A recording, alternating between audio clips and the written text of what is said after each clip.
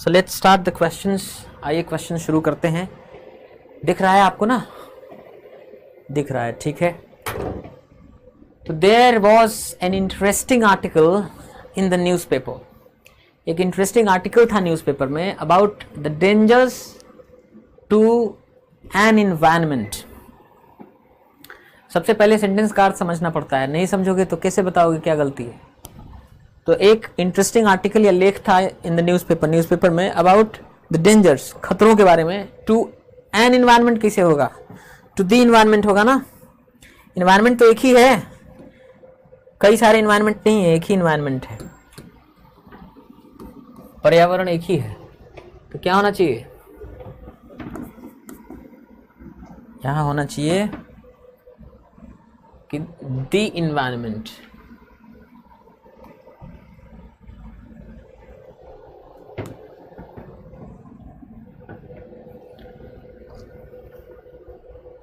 थोड़ा इंतजार करना पड़ेगा आपको, भी साफ दिखने लगेगा आपको, ठीक है। There was an interesting article in the newspaper. एक इंटरेस्टिंग आर्टिकल था, लेख था न्यूज़पेपर में अबाउट द डेंजर्स, खतरों के बारे में। टू द इन्वायरमेंट, जो इन्वायरमेंट को है, जो इन्वायरमेंट को खतरे हैं उसके बारे में, ठीक है। देखिए थोड़ा इंतजार किया आपने, सही हो गया।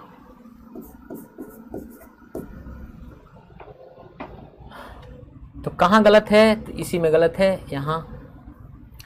He wished he has more resources to support the poor। ये क्वेश्चंस जो हैं, मैं नॉर्मली कठिन क्वेश्चन पूछता हूँ जब भी मैं कुछ पूछता हूँ, पर ये क्वेश्चंस एग्जाम के हैं और एग्जाम वाले सवाल थोड़े आसान होते हैं, ठीक है। तो बीच बीच में आप एग्जाम का क्वेश्चन देखिए, फिर मेरा क्वेश्चन तो देखेंगे ही आप। He wished, उसने ये इच्छा जाहिर की, he had more resources, कि काश उसके पास ज़्यादा रिसोर्सेज होते।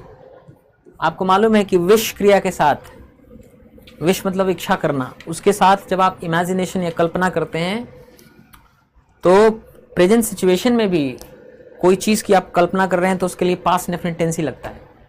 तो he wished he had, उसने कल्पना की, इसमें बन जाएगा कि he had more resources, कि उसके पास होता ज़्यादा स्रोत, संसाधन होते टू सपोर्ट द पुअर, गरीब लोगों को सपोर्ट करने के लिए।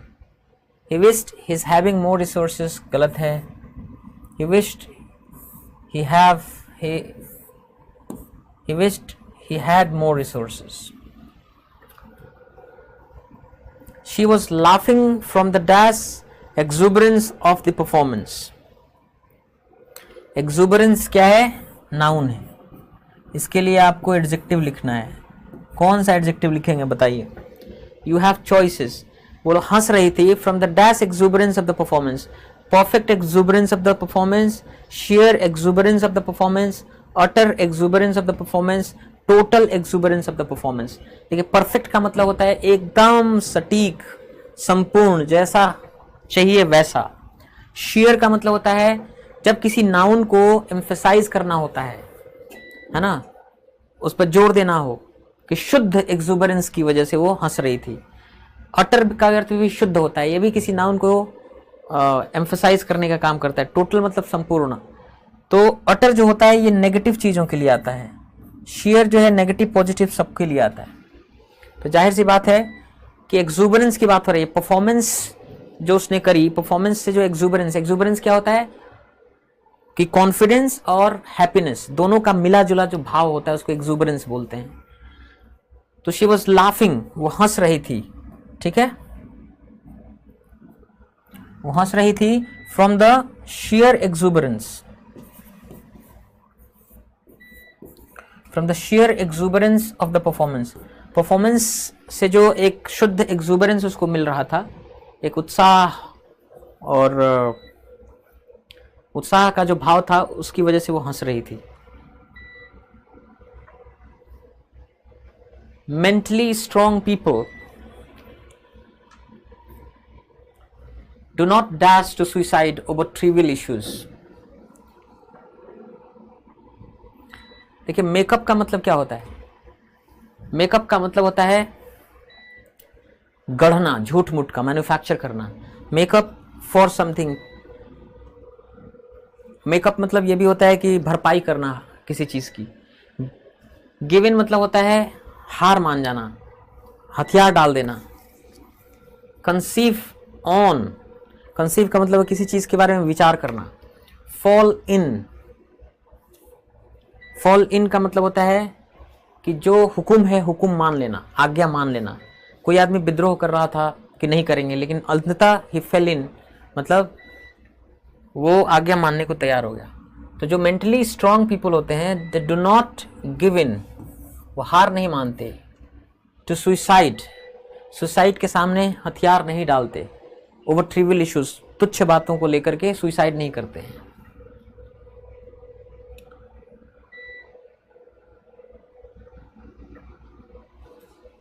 ठीक है, अगला क्वेश्चन है, बताइए।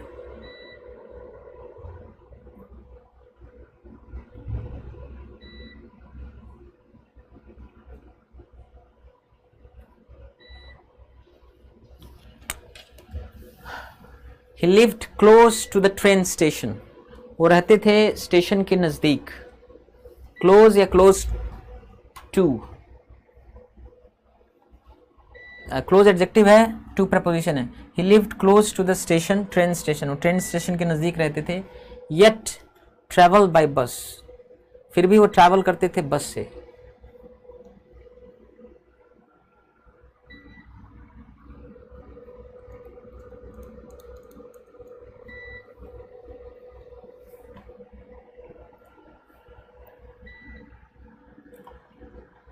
So he lived close to the train station.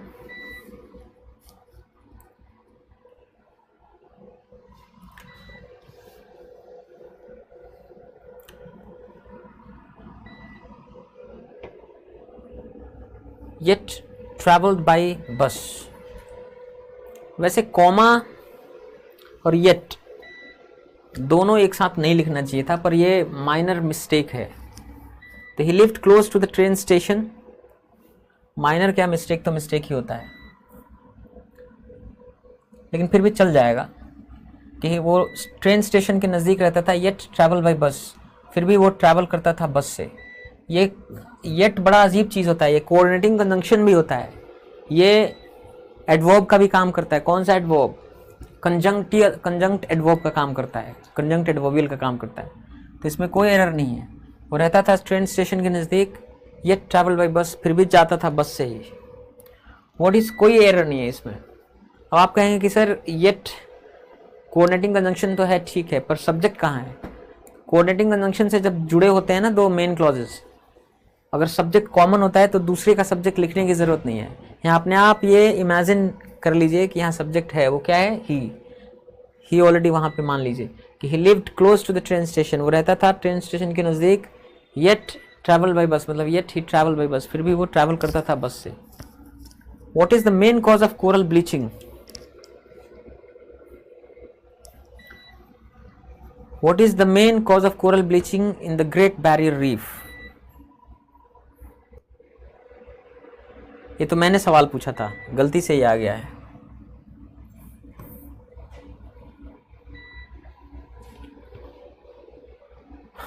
ये है एक रीडिंग कॉम्प्रिहेंशन के लिए पैसेज, इसको पढ़ना है और इसके ऊपर आधारित क्वेश्चन का आंसर करना है। The number of Indian students going abroad, the number of Indian students, भारतीय विद्यार्थी गोइंग अब्रॉड, जो जा रहे हैं विदेश फॉर हायर स्टडीज, उच्च पढ़ाई के लिए, उनकी संख्या हैज इंक्रीज, बढ़ गई है बाई 68.79%, 68.79% से बढ़ गई है इन द पास्ट ईयर, पिछले वर्ष। According to data provided by the minister of state, data के अनुसार जो दिया गया मिनिस्टर ऑफ स्टेट, राज्य मंत्री in the ministry of education, Subhas Sarkar द्वारा, as per the date provided by him in the Lok Sabha, as per the date provided by him, जो उनके द्वारा प्रदान की गई तारीख है उसके अनुसार लोकसभा में, the number of Indians enrolled in foreign universities, विद्यार्थियों की संख्या, the number of Indians enrolled, जो एनरोल्ड है इन फॉरेन यूनिवर्सिटीज, विदेशी विश्वविद्यालयों में, इंक्रीज्ड फ्रॉम 4.4 लाख, 44 लाख, 4.44 लाख से बढ़ के 2021 में 7.5 लाख पहुंच गए इन 2022 में।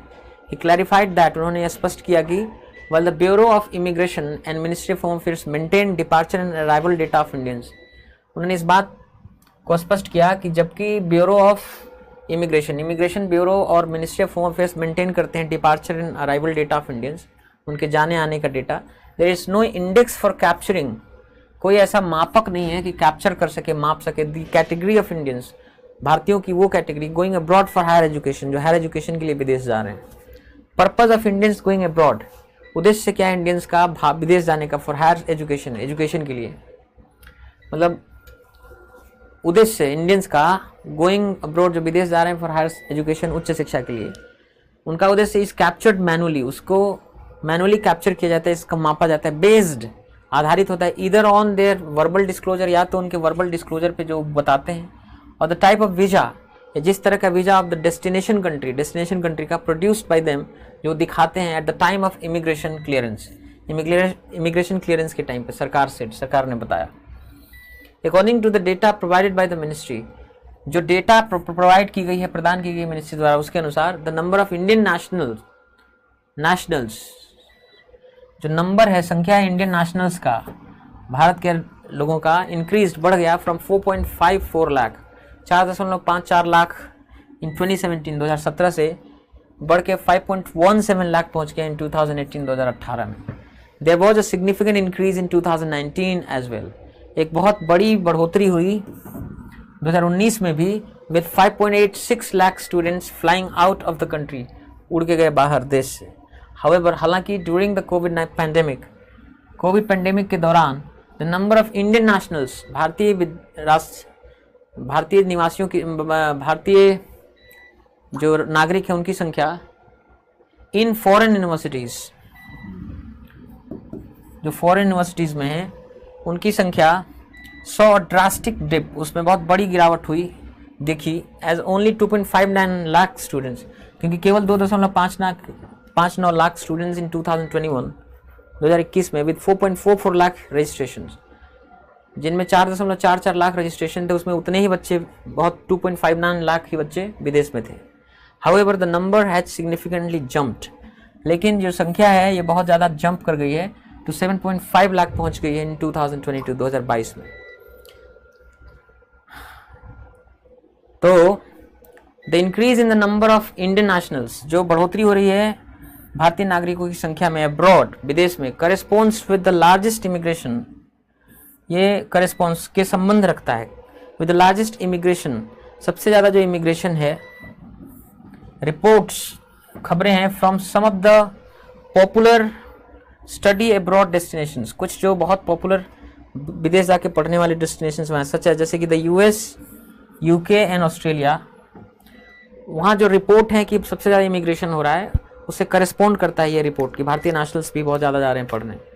For the UK the immigration statistics report states, UK के लिए, यूनाइटेड किंगडम यानी ब्रिटेन के लिए, जो इमिग्रेशन स्टैटिस्टिक्स रिपोर्ट कहता है, स्टेट करता है that 1,27,731 visas were granted to Indian students, भारतीय विद्यार्थियों को इतने वीजा दिए गए इन सितंबर 2022, सितंबर 2022 में।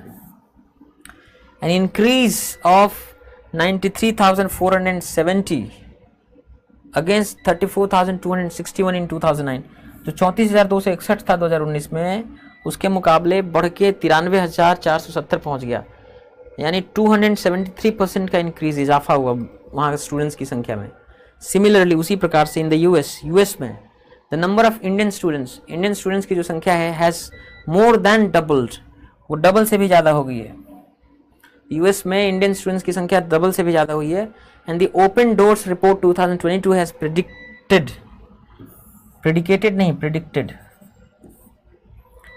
जो ओपन डोर्स रिपोर्ट 2022 है, उसने ये अनुमान लगाया है that the number of Indian students, भारतीय स्टूडेंट्स की संख्या हेडिंग टू अमेरिका, जो अमेरिका जा रहे हैं ऐसे विद्यार्थियों की संख्या, इज लाइकली टू सरपास, संभावित है कि पार कर जाएगा दोज, उन संख्याओं को फ्रॉम चाइना इन 2022-23 में चाइना से जो विद्यार्थी पढ़ने आ रहे हैं उनकी संख्या को और सरपास कर जाएगा, रिपोर्ट बता रहा है। तो पूरे पैसेज में बस यही बात हो रही है कि बहुत सारे इंडियन स्टूडेंट्स विदेश जाके पढ़ रहे हैं। पॉपुलर डेस्टिनेशंस कौन से हैं? यूएस है, यूके है, ऑस्ट्रेलिया है। कितना इजाफा किस वर्ष में हुआ वही समझा रहा है। इन 2019 में how many Indian students went abroad, कितने इंडियन स्टूडेंट्स थे जो विदेश गए? तो 5.17 लाख था शायद, एक बार चेक कर लेते हैं। 2019 के बारे में पूछ रहा है, ये है 2019 के बारे में। There was a significant increase in 2019 as well with 5.18 lakh students, इस बात के साथ कि 5.86 lakh students flying out of the country, देश से बाहर गए। तो ये हो जाएगा कि how many students went abroad? 5.86 lakh students. The passage is mainly about ये पैसेज मुख्यतः किस चीज के बारे में है? तो Indians going abroad for higher studies, या immigration of Indians to UK, US and Australia, Indians going to America for higher studies, Indians enrolled in foreign university. पहले वाले के बारे में कि Indians going abroad for higher studies, उच्च शिक्षा के लिए विदेश जा रहे जो विद्यार्थी हैं, इंडियंस हैं, उनके बारे में है ये। हाउ डू वी नो, हमें कैसे पता चलता है, हम कैसे जानते हैं? The number of students getting visas, students की संख्या जो वीजा पा रहे हैं फॉर स्टडीज, पढ़ाई के लिए इन यूके, उसके बारे में हमें नंबर, आंकड़ा कैसे मिलता है? From the records of ministry of home affairs नहीं, from the ministry of education नहीं, from the immigration statistic report, from the records of the bureau of immigration. तो कैसे हमें पता चलता है the number of students getting visas for studies, पढ़ाई के लिए यूके में? तो यूके में पढ़ाई के लिए तो मिनिस्ट्री ऑफ होम अफेयर्स केवल ये मेंटेन करता है कितने डिपार्चर अराइवल हुआ, ये नहीं मेंटेन करता। इनको नहीं मालूम रहता है किस पर्पस के लिए विदेश जा रहा है, और ब्यूरो ऑफ इमिग्रेशन को भी नहीं मालूम रहता है किस पर्पस के लिए जा रहा है। From the immigration statistics report ये बता सकता है, क्योंकि from the immigration statistics report ये ब्रिटेन की है, यूके की है। यूके में ऐसा है, वो लोग आंकड़ा रखते हैं, वो लिखा भी है एक जगह, लिखा है ना कि फॉर द यूके के लिए the immigration statistics report states, immigration statistics report ने बताया कि 1,27,731 वीजाज वर ग्रांटेड, इतने वीजा दिए गए टू इंडियन स्टूडेंट्स, भारतीय विद्यार्थियों को इन सितंबर 2022, सितंबर 2022 में। तो यूके में कितने विद्यार्थी हैं, इंडियन स्टूडेंट्स कितने हैं, कितनों को वीजा मिला, ये पता चलता है इसी से, from the immigration statistics report से। Which of the following countries, जो निम्नांकित देश इनमें से कौन सा इज नॉट वेरी पॉपुलर, वो बहुत पॉपुलर नहीं है विद इंडियन स्टूडेंट्स, भारतीय विद्यार्थियों में फॉर स्टडीज, पढ़ाई के लिए? कौन सा देश पॉपुलर नहीं है? यूके, ऑस्ट्रेलिया, यूएसए पॉपुलर है, चाइना पॉपुलर नहीं है। ये एक्चुअली बहुत सिंपल है, ये जो पैसेज और इस पे आधारित सवाल हैं ये आसान है काफ़ी। अभी जिस तरह का मेंस का पेपर हुआ था उसमें 3 पैसेज अगर हैं तो उन 3 पैसेज में 2 पैसेज तो आसान थे, पर एक पैसेज था जिसमें कठिन था, मतलब इन्फ्रेंस बेस्ड क्वेश्चंस थे। ये तो बहुत ही आसान है, हालांकि ये एग्जाम का ही है, एरर बताना है। There was an interesting article in the paper about the dangers to the environment, ये तो हम कर चुके हैं, ये दोबारा कैसे टाइप हो गया, ये भी कर चुके हैं। क्लोज टेस्ट करना है। द मसाइज लीव, नहीं ये भी करा था। In dash very beautiful part of Africa,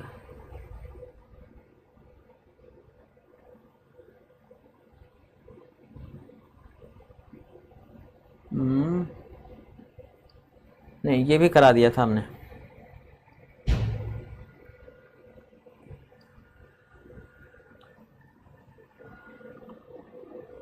para jumble, इसको पढ़ना है, इसको पढ़ के करना है।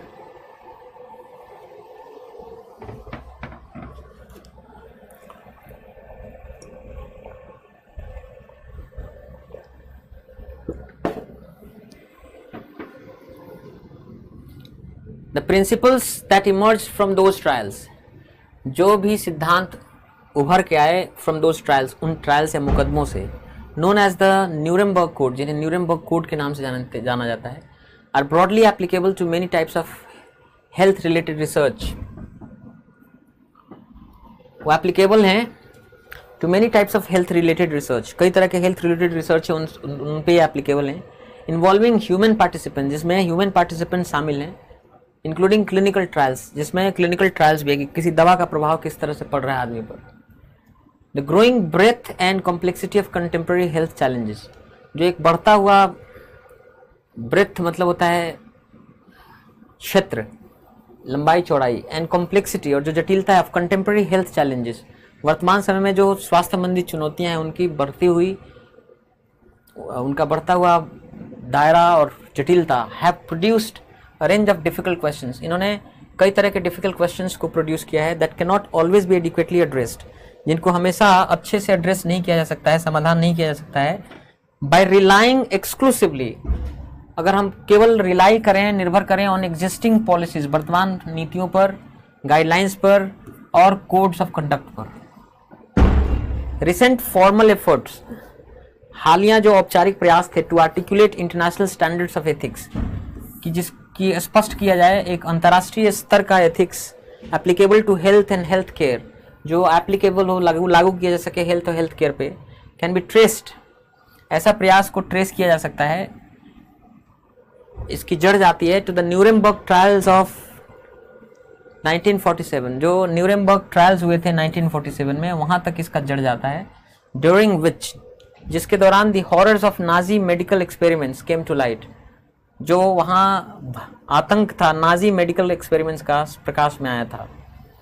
Ethical questions related to health, जो नीतिगत सवाल हैं रिलेटेड टू हेल्थ, स्वास्थ्य से संबंधित, हेल्थ केयर से संबंधित एंड पब्लिक हेल्थ से संबंधित, कवर टॉपिक्स, ऐसे एथिकल क्वेश्चंस कवर करते हैं टॉपिक्स एज डाइवर्स एज, जो बहुत ही डाइवर्स टॉपिक्स को कवर करते हैं, जैसे कि मोरल इश्यूज अराउंड रिप्रोडक्शन, जन्म देने संबंधी जो बात है, रिप्रोडक्शन उससे संबंधित moral issues, state obligations in the provision of health care, सरकार की क्या ऑब्लिगेशन है, जिम्मेदारित्व तो है हेल्थ केयर प्रोवाइड करने में, and appropriate measures to control infectious disease, और क्या उचित उपाय होने चाहिए कंट्रोल करने के लिए इन्फेक्शियस डिजीज, इन सब के इर्द गिर्द इन सब को लेकर के बहुत सारे एथिकल क्वेश्चंस होते हैं।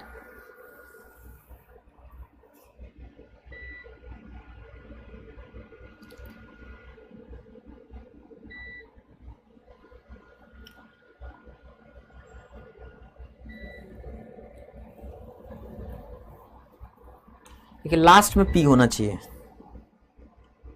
लास्ट में क्या होना चाहिए, पी होना चाहिए। तो अगर हम इसको ए बी सी डी माने तो लास्ट में ए होना चाहिए, किसी भी ऑप्शन में लास्ट में ए नहीं है।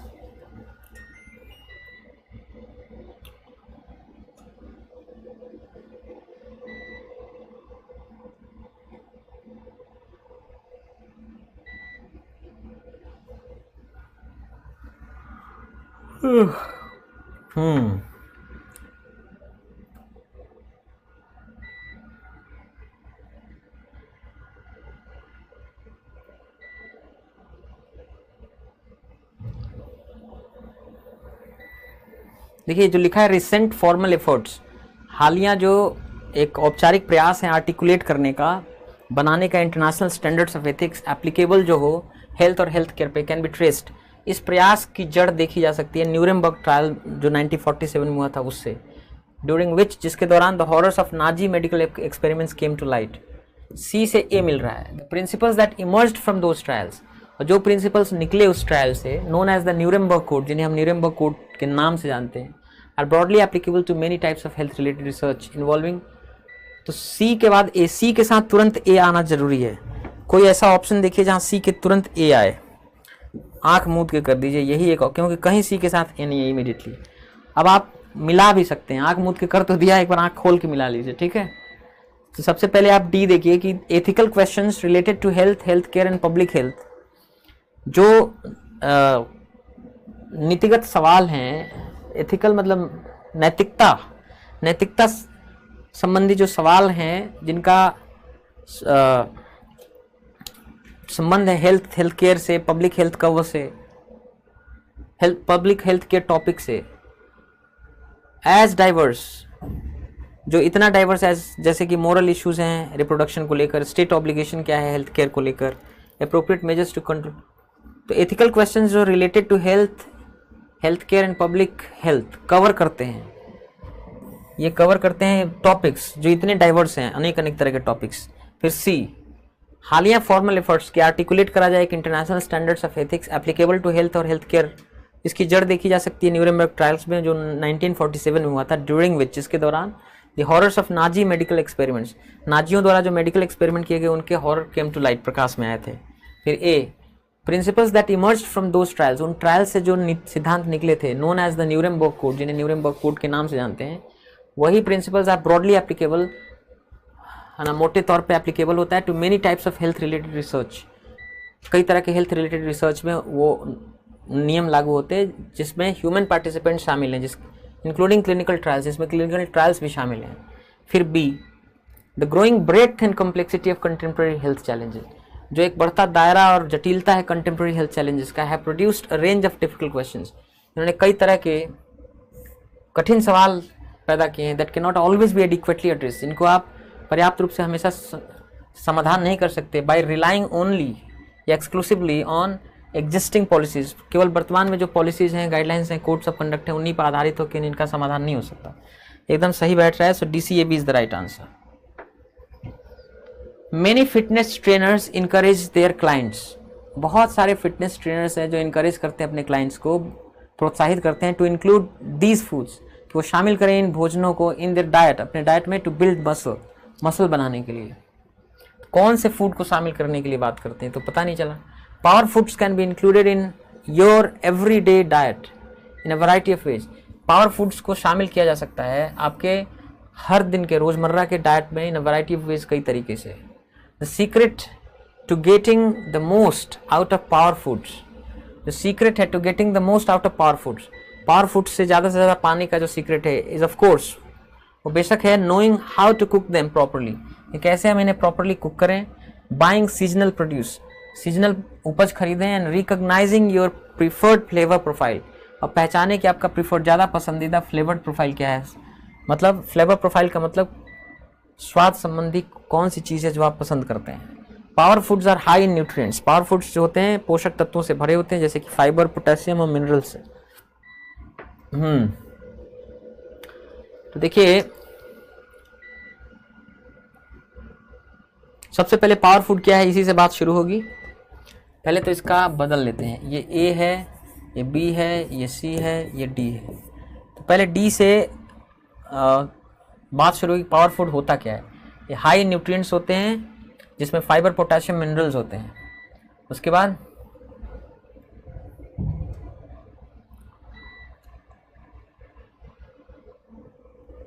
डी के बाद कई फिटनेस ट्रेनर्स होते हैं, इनकरेज करते हैं। डी के बाद ए, अपने क्लाइंट्स को इनकरेज करते हैं कि इंक्लूड करें इन फूड्स को अपने डाइट में टू बिल्ड मसल बनाने के लिए। डी ए, तो डी ए तो एक जगह मिल रहा है। फिर बी देख लेते हैं।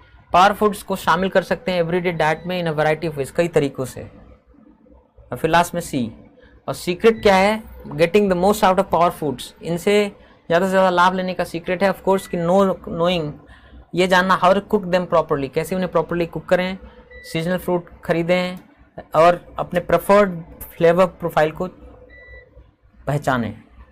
सो ठीक है, पहला वाला ऑप्शन सही है, DABC, दैट्स राइट आंसर।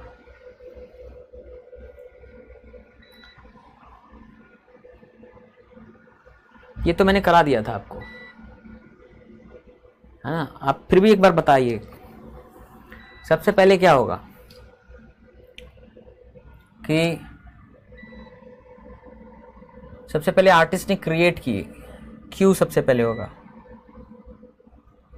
फिर हो गया कि आर्टवर्क को दिखाया गया एक रिनाउंड आर्ट गैलरी में, QR। फिर S हो जाएगा, क्रिटिक्स ने प्रशंसा की आर्टिस्ट के अटेंशन टू डिटेल की और यूनिक आर्टिस्टिक स्टाइल की प्रशंसा की, S। फिर लास्ट में P, people from all over the world, दुनिया भर से लोग फ्लॉक्ड, भीड़ लगा के आए टू सी द एग्जीबिशन, प्रदर्शनी को देखने के लिए। So QRSP is the right answer.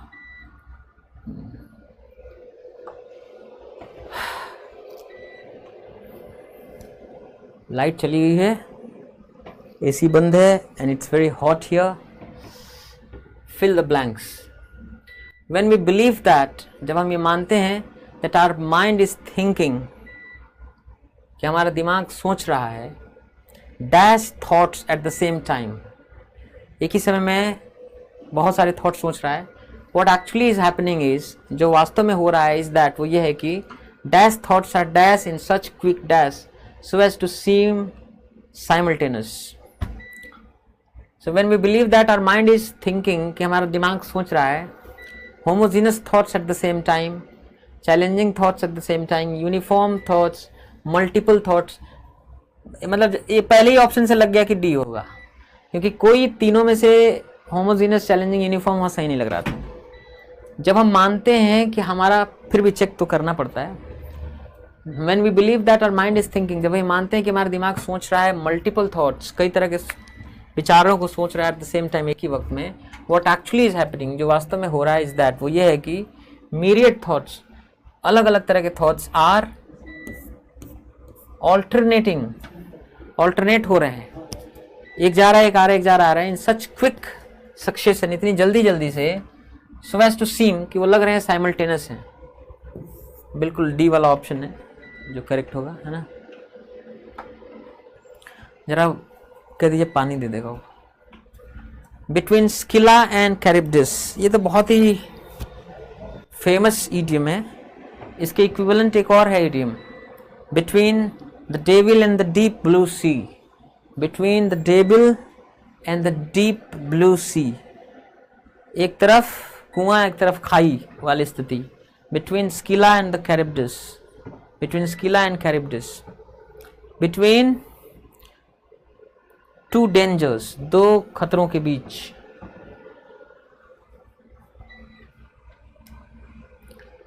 Idiom है at logger heads.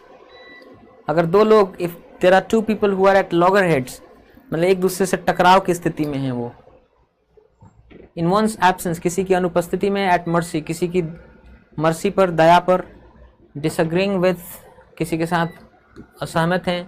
To write down, लिखना, ये नहीं होगा. A kick in the teeth, great disappointment, extraction of a tooth, toothache, alcohol consumption. A kick in the teeth, दांत में kick लग गया. Kick मतलब लात मारना, किसी ने दांत में आपके लात मार दिया.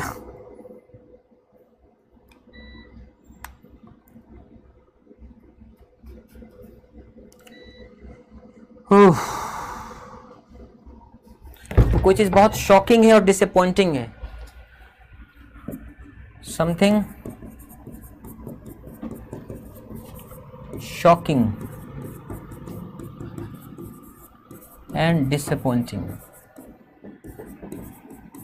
कोई चीज शॉकिंग है और डिसअपॉइंटिंग है, तो बोलते हैं उसको अ kick in the teeth,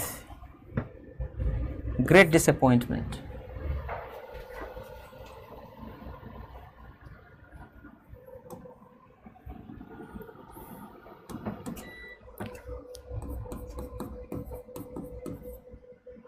She was unwilling to reveal the names of those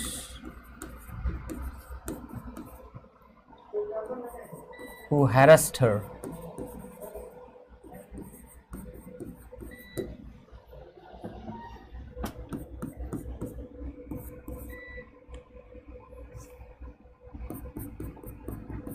Will you help me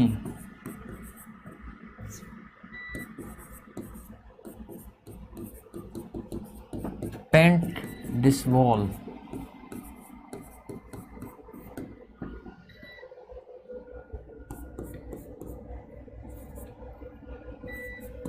I did not have any difficulty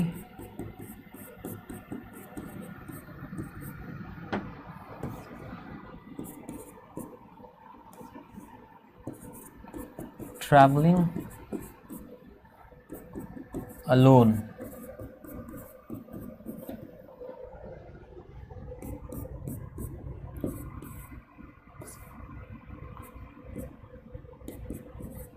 The CEO forgot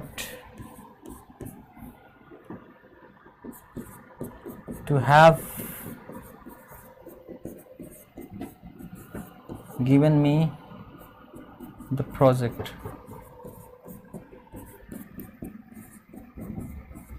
And he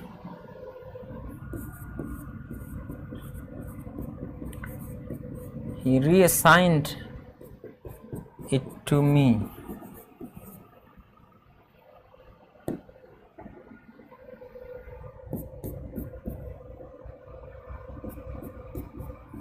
The chair's price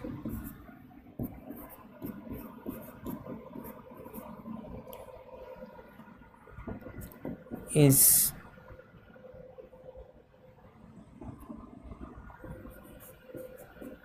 quite higher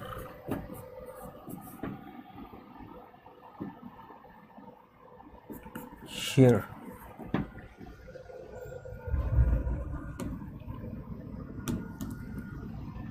She was unwilling to reveal the names of those who harassed her.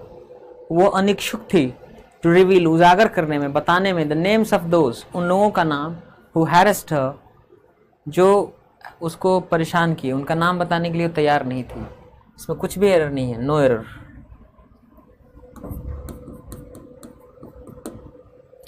Will you help me paint this wall? क्या आप इस दीवार को paint करने में मेरी help करेंगे? Will you help me paint this wall? देखिए ये हेल्पिंग वर्ब है, ये मेन वर्ब है. हेल्प के बाद पेंट भी हो सकता है, टू पेंट भी हो सकता है, इन पेंटिंग भी हो सकता है.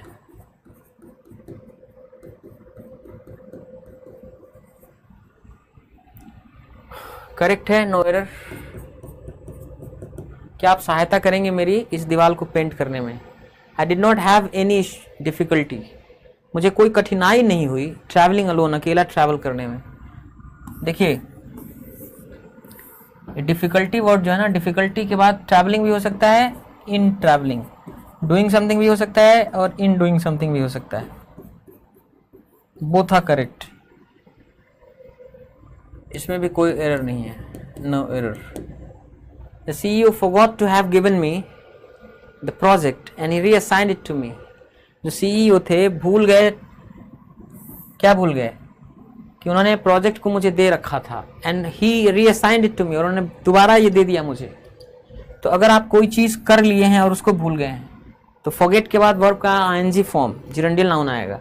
द CEO forgot, भूल गए, having given me the project, project को दे चुके होने का मुझे वो भूल गए.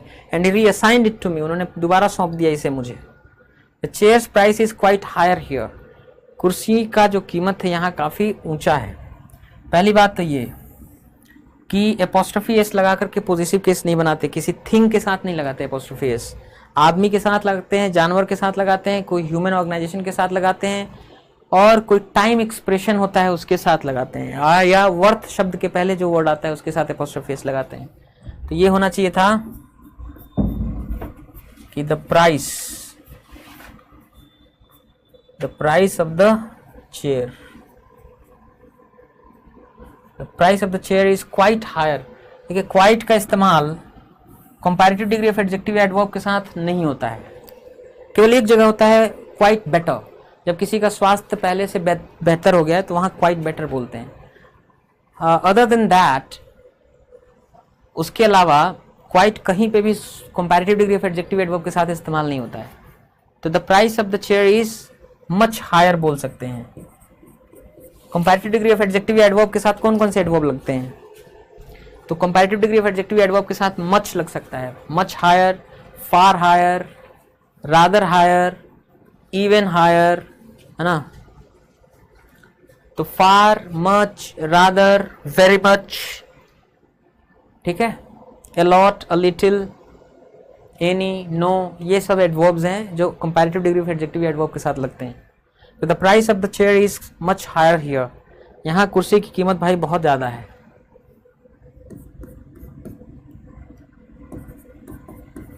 She had promised me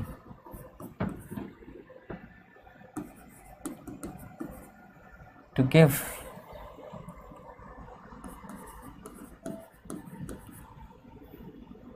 she had promised me to give money to me yesterday.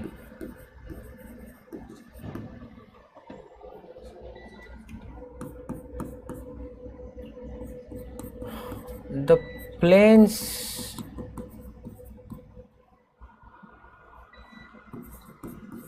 are beautiful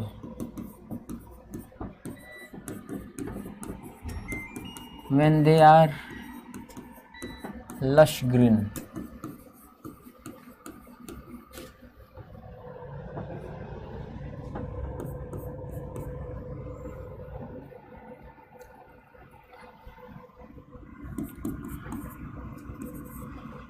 How many times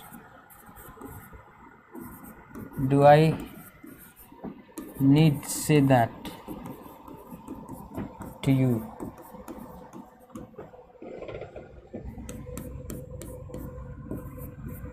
If you let me finish.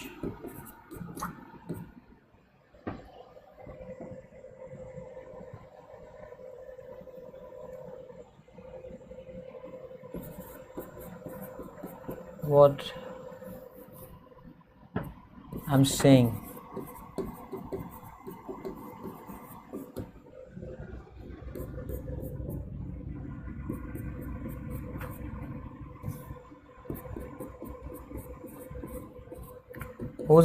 Who is that red big nice car?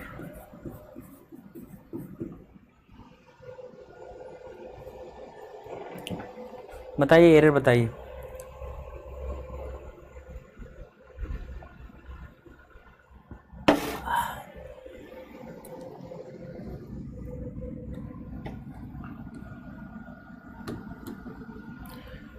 It's very hot. She had promised me to give money to me yesterday. क्या है ये? She promised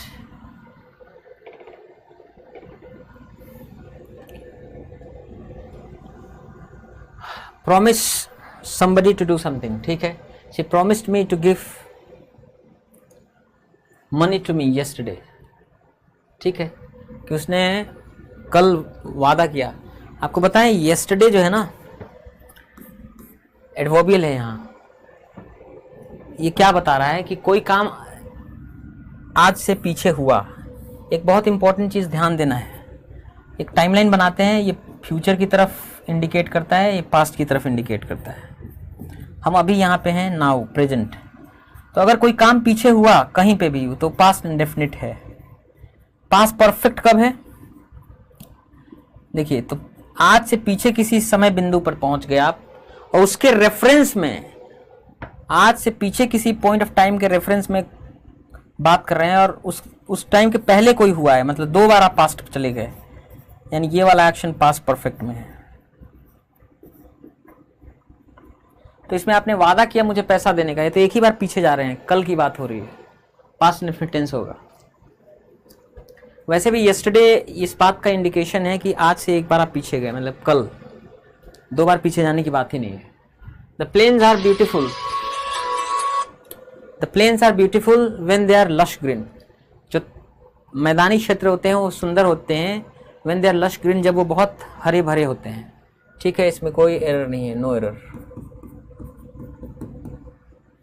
how many times do I need say that to you. How many times do I need to say. यहाँ need main verb है, do helping verb है. So how many times do I need to say that to you. कितनी बार मुझे ये कहने की जरूरत पड़ेगी तुम्हें. Question mark. If you let me finish what I am saying, क्या तुम मुझे खत्म करने दोगे जो मैं कह रहा हूं? तो इफ से नहीं सेंटेंस होगा, है ना. Will you let me finish, क्या आप मुझे फिनिश करने देंगे व्हाट आई एम सेइंग, जो मैं कह रहा हूं. इसमें ये गलती है. Whose is that red big nice car? किसकी है वो सुंदर सी बड़ी सी लाल रंग की कार? किसी नाउन के साथ जो है, जब मल्टीपल एडजेक्टिव्स का इस्तेमाल होता है तो उनका एक सर्टेन सीक्वेंस होता है. सबसे पहले असेसमेंट, फिर साइज, फिर शेप, फिर एज, फिर कलर, फिर ओरिजिन, फिर मटेरियल, फिर पर्पस. तो सबसे पहले आप असेसमेंट, कैसी कार? Nice car. फिर साइज, साइज कैसी? बड़ी. Size, shape, age, colour, colour कैसी? रेड. तो ये जो है सीक्वेंस गलत है.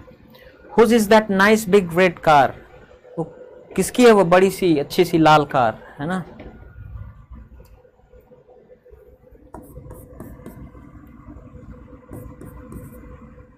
To me it seems as if someone has done it mistakenly.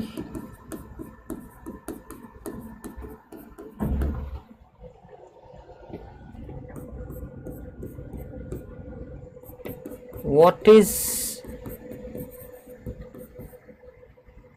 he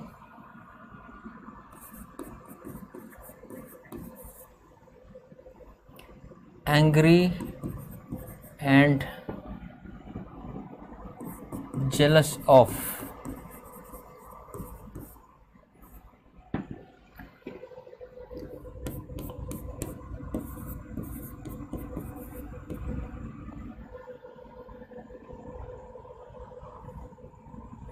I am never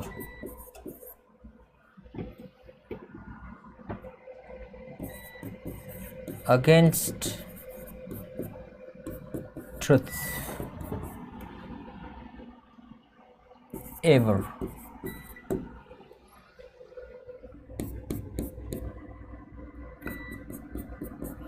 When is uncle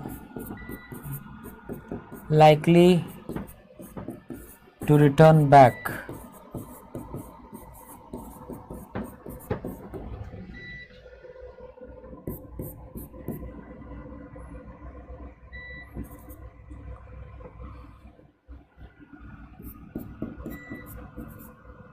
I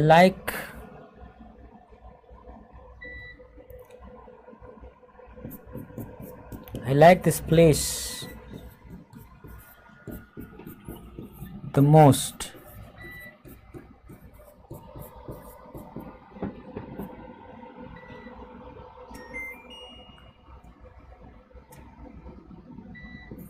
When all my cousins are here.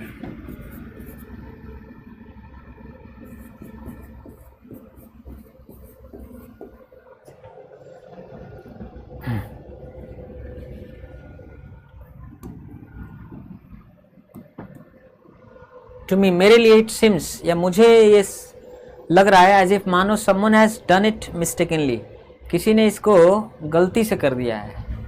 ठीक है, no error. What is he angry and jealous of? एक बात हमेशा याद रखना है, कोई आदमी एंग्री होता है with somebody या at somebody, और somebody is angry at something या about something होता है. So what is he angry about and jealous of? Jealous of something होता है. Jealous अपने इस बाद preposition of लेता है, angry अपने बाद preposition about लेता है. So what is he angry about and jealous of? वो किस चीज़ के बारे में नाराज़ है, किस चीज़ के बारे में वो jealous है, क्या चीज़ है जिसको लेकर वो jealous है और नाराज़ है. I'm never against truth ever. जब आपने never लगा ही दिया तो इसका मतलब कभी नहीं होता है. ये ever जो है redundant expression है, इसकी कोई ज़रूरत नहीं है. अगर not होता तब आप ever लगाते. I'm not against truth ever. मैं कभी सत्य के खिलाफ नहीं रहता हूँ. I'm never against truth. When is uncle likely to return back, return का मतलब ही होता है वापस आना, कम बैक। जब ऑलरेडी उसमें बैक लगा हुआ है तो एक्स्ट्रा बैक लगा रहे हैं, रिडंडेंट एक्सप्रेशन है। So when is uncle likely to return, कब चाचा जी संभावित है कि लौट के आएंगे। I like this place the most, मैं पसंद करता हूँ इस जगह को सबसे ज़्यादा। When all my cousins are here, जब मेरे सारे कजिन्स यहाँ कजिन्स आ जाते हैं। पहली बात तो ये है कि आई लाइक दिस प्लेस ऑब्जेक्ट है, ये द मोस्ट जो है एडवर्बियल है। एक बात बताएं, सुपरलेटिव डिग्री ऑफ एडवर्ब के साथ द लग भी सकता है, नहीं भी लग सकता है, लेकिन यहाँ तो पक्का ही नहीं लगेगा। एक सिचुएशन ऐसा है जहां कभी नहीं लग सकता the superlative degree of adverb के साथ, कब? जब किसी व्यक्ति या वस्तु की तुलना उसी से खुद से की जा रही हो, अलग अलग सिचुएशन में। जैसे मैं पसंद करता हूं इस जगह को, एक तो तब जब मेरे कजिन्स यहाँ होते हैं तब मैं कितना पसंद करता हूं, और एक जब कजिन्स नहीं होते तब मैं कितना पसंद करता हूं। तो आदमी तो एक ही है, मुझे ही उसको पसंद करना है, लेकिन अलग अलग स्थितियों में पसंद करना है। तो किस परिस्थिति में ज्यादा करता हूं, किस परिस्थिति में कम करता हूं। When the same person or the same thing is compared to itself या to himself or herself in different situations, ऐसी स्थिति में superlative degree of adverb के साथ कभी भी द का इस्तेमाल नहीं होता है। So I like this place most, मैं इस जगह को सबसे ज़्यादा पसंद करता हूँ। When all my cousins are here, जब मेरे सारे cousins यहाँ होते हैं।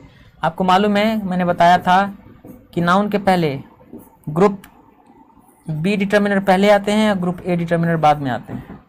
तो माई ऑल कजिन्स नहीं, ऑल माई कजिन्स, ठीक है।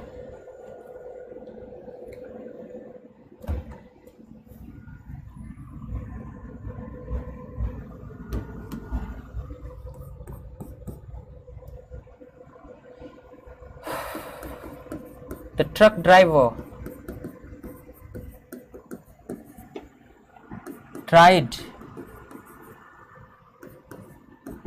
tried to impose the bricks, but failed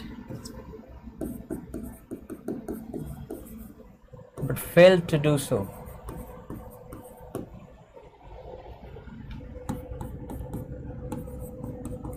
A British always treated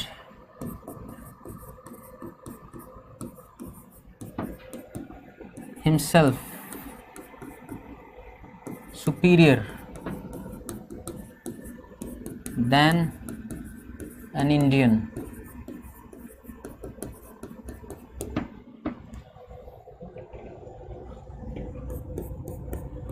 The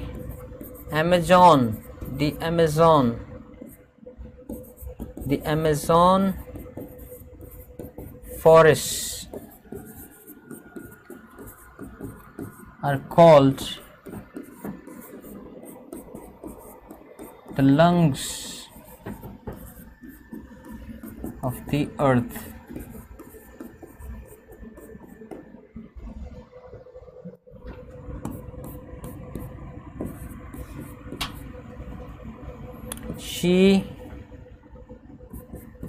She's gone for shopping.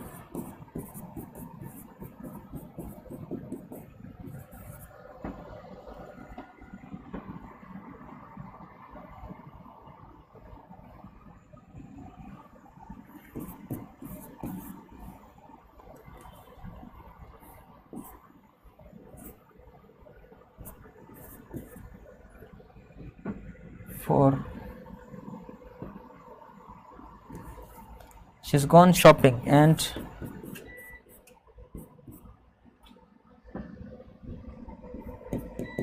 is likely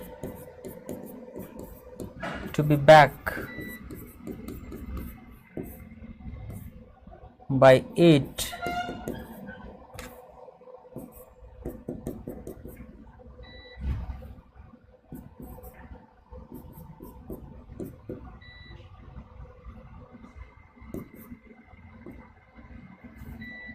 in night.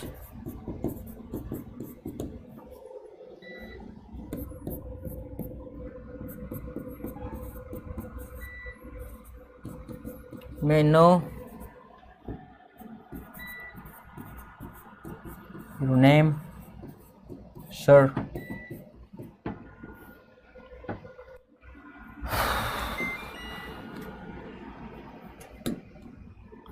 The truck driver tried to impose, कोशिश किया apply करने का, impose नहीं, apply the brakes. Brake की spelling ये होती है BRAKES, but fail to do so, लेकिन ऐसा करने में वो सफल रहा। And British always treated himself superior than an Indian. British के पहले तो ए लगेगा। और दूसरी बात, कोई भी ऐसी नेशनैलिटी की बात करें जिसमें अंत में अगर SH आ जाए, ब्रिटिश, या CH आ जाए, फ्रेंच, है ना, या आयरिश, है ना, तो एक व्यक्ति के लिए सिर्फ अ ब्रिटिश या फ्रेंच नहीं लिखते हैं। A British man, a British woman, a British person, a French man, a French woman, a French person, ऐसे लिखा जाता है। तो अ ब्रिटिश मैन, एक British man always treated himself, हमेशा वो अपने आप को ट्रीट करता था।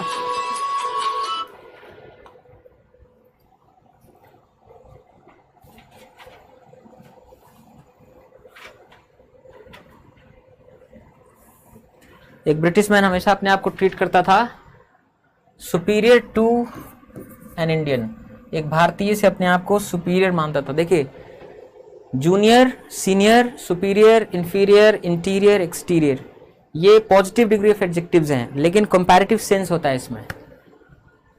तो कंपैरेटिव सेंस है, लग रहा है कि कंपैरिजन हो रहा है, पर ये कंपैरेटिव डिग्री ऑफ एडजेक्टिव नहीं है, इसलिए इनके साथ दैन का यूज नहीं करना है। They are positive degree of adjectives और उनके साथ टू का इस्तेमाल करना है। Senior, junior, superior, inferior, interior, exterior, इनके साथ। The Amazon forest are called the lungs of the earth. जो अमेजोन के फॉरेस्ट हैं, जंगल हैं, दे आर कॉल्ड, उन्हें कहा जाता है the lungs of the earth, पृथ्वी के फेफड़े हैं। सही है, नो एरर, ग्रामेटिकली करेक्ट है। She has gone for shopping and is likely to be back 8 in the night।